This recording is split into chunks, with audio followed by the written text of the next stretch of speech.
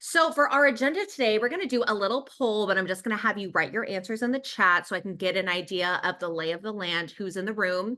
A couple LinkedIn facts for you so you know how the algorithm works.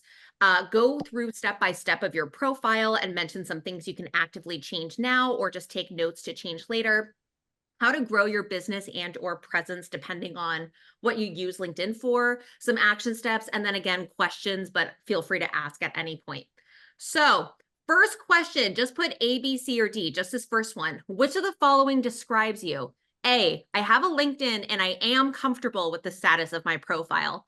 B, I have a LinkedIn and I'm still learning how to update it. C, I made a LinkedIn and I have not touched it since. Or D, I do not have a LinkedIn. Okay, so I see a B, I see an A. A, excellent. Wonderful. Okay, A, C, B. Excellent. I have a nice little array in here. I like that even more actually, because it allows us to work at different points, but a lot of these are going to be relevant to every single person in here. Perfect. Okay, now question number 2. Which of the following categories do you fall into? A, I have a LinkedIn profile and professional portfolio or website. You kind of got it all. B, I have a LinkedIn profile and several other social media sites that could link back, but that's about it. Like you have a Facebook, you could probably find you under the same name, etc. C, I only have a LinkedIn profile. That is my only social media. Or D, none of the above. Okay, ooh, great. Okay, so I'm seeing some C's, some A's, a B, but they don't link. Understood. Excellent. Okay, a nice little rate. Perfect. See, this is also helpful because you can link them if you want to, but you don't have to. It's kind of optional. And that will affect your Google SEO, which we'll go into a little bit more. Okay, and lastly, how did you get your last job? This could be the one you're currently in or whatever the last one was. A, through a professional connection or referral at the company. B, by applying online. C, networking. Or D, other. Ooh, excellent. A, D, B, B, A, D, C, C, D. Ooh, a nice little selection too. I always find this interesting because right now the market is in a very specific moment in time. So just so you all know, I'm sure a lot of you have realized this at this point. The two ways now that you basically have to get a job because it's a little bit of a flat market is either a professional connection or referral at the company and or networking. Just applying online, it so slimly works unless you just have a very niche skill set that they absolutely need. If you kind of compare to multiple candidates, it can be hard to just apply online. So unfortunately, it's not as easy as it was even 2 years ago. So just keep that in mind, but that's nice to know there's a little selection. And even those are not magic. It is so true, Jody. Sometimes you know someone and it doesn't lead to anything. So it really can depend, and it does take multiple people to go through. So just some things to consider. So let's talk LinkedIn facts, because part of having a LinkedIn profile is you want to be found by other people without having to try that hard. It is annoying to have a LinkedIn profile and see that no one is responding to you, that it's hard to get connections, that recruiters aren't reaching out to you. And a lot of those, luckily, are very easily fixed by using the algorithm focused on LinkedIn. So LinkedIn algorithm, it first pulls in this order. So when a recruiter searches for either a specific job title, a keyword, a skill, it first pulls up your headline. So this is the wording right under your name, under your profile. If you have not changed it, it automatically is whatever your current job title is. If you have changed it, then it's whatever you last changed it to. I highly recommend changing it to some custom keywords, which we'll go into, but that is the first place it pulls from. Next is the About section. So this one is optional. Some of you may not have one, but this is the best place possible that you can be listing out soft skills, a little bit deeper into who you are, your background, what you're looking for, specific job titles you might be looking for, a place where you couldn't naturally put those elsewhere. That is the perfect spot to be putting that, as well as your email. So don't forget the About section. It is shockingly important. Then it goes to experience, where it's pulling from, have you worked at these specific companies? Have you been a consultant? Have you been a creative director? So pulling from specific titles. And then the skills section. So this one is especially important if they're looking for specific software that you might be familiar with, strategy development, more executive level skill sets. That is going to be an important element there. And if you've ever applied to a job on LinkedIn, you see that they list the skills recommended that you have.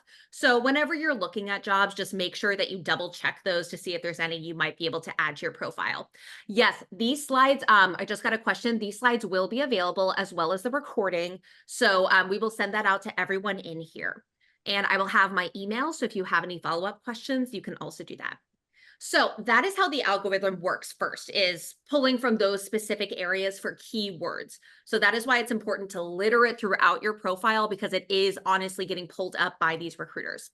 Next is hashtags. So this is true for posts that you're making on LinkedIn, and people can follow specific hashtags. So sometimes it's just networking, sometimes it's open to work, but the ones that are really helpful are things currently happening in the workplace. So this could be multicultural workplace, multi-generational workplace. This could be flat job market. This could be tech layoffs. So it could be quite a variety of either things actively happening or industry specific. So higher education, hashtag software development, hashtag marketing. So really pulling on a couple different areas just so that it's getting more visibility.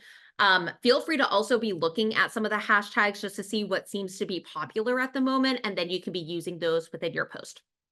Next, liking, resharing a post, or making a post gets you a ton of visibility. Even just liking or resharing, if you've seen it from other people, it shows up in other people's feed that you follow, as well as if you're resharing a post from a creator, it reshares to all of their network. So even those seem really passive, they actually can get you a lot of publicity, basically, of your profile. My one fun example is one time I reshared a career counselor that I love. She is just incredible. So I reshared her post and said, hey, these are some excellent tips. And she has a massive network. So after I reshared it, I got over 75,000 views of my post just from resharing it.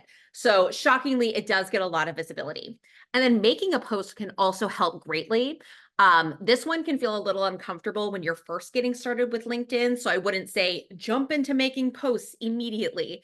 Feel free to like dip your feet in the water first, like reshare.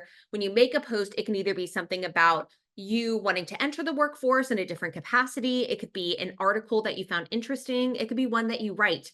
It could be a question for the public of like, hey, I'm noticing there's a lot of people returning to work. What is the consensus at your company? So kind of thought-provoking posts, but look at what other people are posting as well to get some inspiration.